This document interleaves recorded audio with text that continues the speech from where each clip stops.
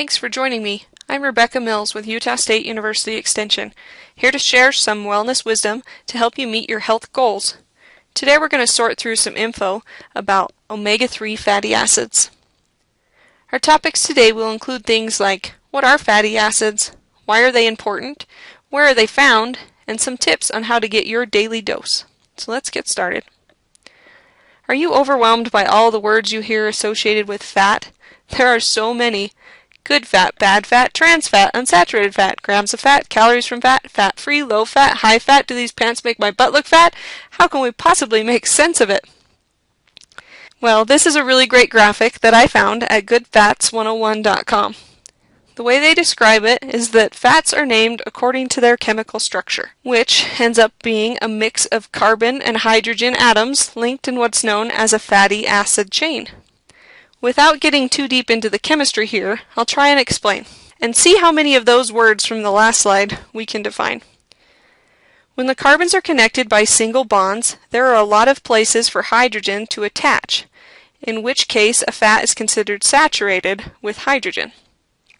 When the chain includes double bonds, there are fewer places for hydrogen to connect, and the fat is considered unsaturated. The term omega comes in depending on where the first double bond is found on an unsaturated fat carbon chain, which explains why there are omega-3, 6, and 9 fatty acids.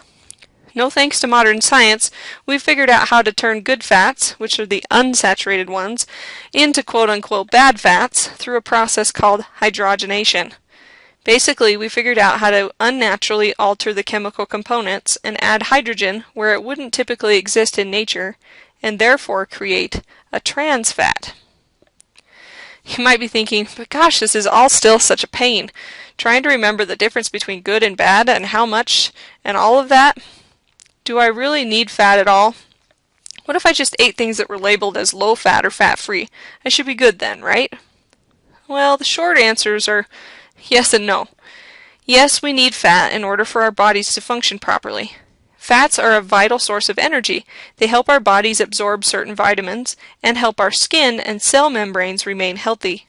The thing you want to be cautious of in processed foods that are labeled fat-free or low fat is sometimes there is extra sugar or salt added to compensate for lost flavor from removing the fats. In general, you want to limit your consumption of saturated and trans fats. And again, these are found in dairy products, meats, and processed foods. A good way to limit your consumption is by choosing dairy products with a lower fat content, like 1% milk or low-fat cottage cheese. Choosing leaner meats and switching out those processed foods with whole foods like fruits and veggies is also a good idea. Now let's dig a little deeper into those good fats, the unsaturated kinds, including the omega fatty acids. Hopefully you'll see that it isn't as hard as you might think to get a balance of the good fats in your diet. So here's some food for thought. Do you have a family history of any of the following chronic illnesses or diseases? Heart attack, stroke, heart disease, dementia, arthritis, high cholesterol, ADHD, poor memory, cancer, depression, abnormal heartbeat, and glaucoma? It may or may not surprise you that researchers who are studying the benefits of omega-3 fatty acids in our diet are coming to conclusions about these types of things. Some research has been more conclusive than others, but researchers generally agree that consuming omega-3 fatty acids is really good for our heart and for our cells. Omega-3 fatty acids help lower cholesterol, reduce levels of unhealthy fats in the bloodstream, lower blood pressure, and reduce inflammation in the body. Some of the other items listed here are things that are being studied, but may not have conclusive evidence to support a definitive answer yet. Alright, you might be thinking, okay Rebecca, you have my attention. How can I know I'm getting these in my diet? So I want to show you another graphic from goodfats101.com talking about the different omega fatty acids. As you can see from this graphic, there are different foods that provide the different omega fatty acids. As a side note, omega-3 and omega-6 are considered essential fatty acids because our bodies can't make them, and we have to get them from our food. Our bodies can make omega-9, but eating it is good too. We usually are able to get our omega-6 because they are found in meat, poultry, and eggs, and oils that are often already in our foods. So for the remainder of our discussion today, we'll focus particularly on omega-3s. When you start looking into omega-3s in particular, you're going to start seeing some different acronyms: EPA, DHA, and ALA.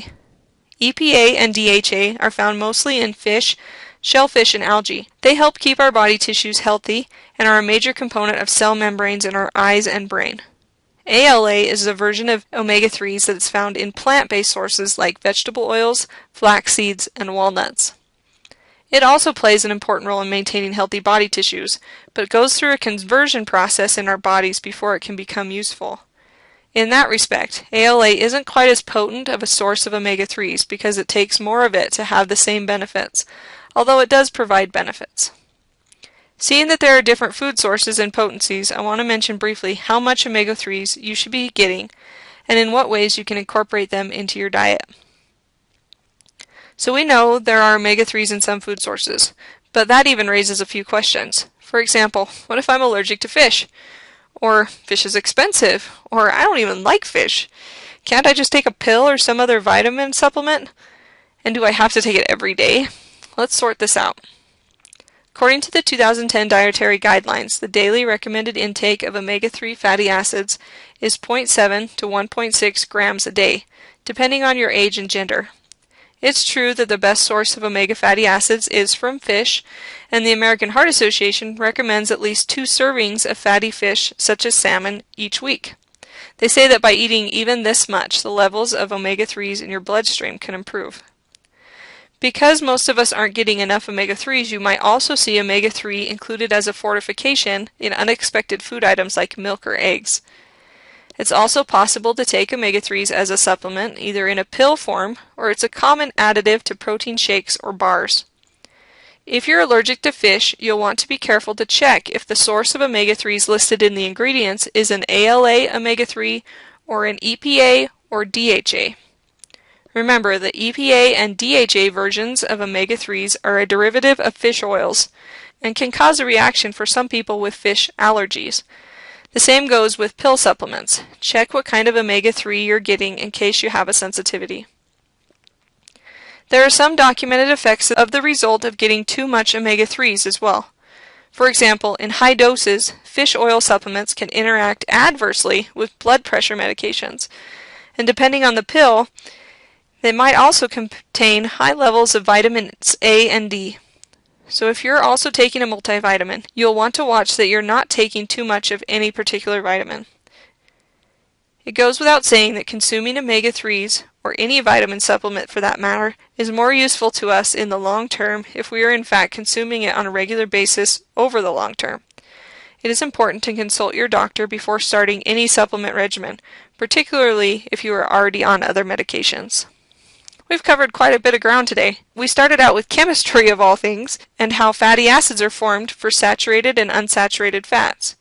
Then we got a little refresher on why fat's important in our diet, but the main takeaway I hope you got today was some practical tips and reasons why you might consider enriching your diet with omega-3 fatty acids. Again, this is Rebecca Mills with Utah State University Extension, offering some wellness wisdom. Thanks for watching. Now go out and make it a healthy day.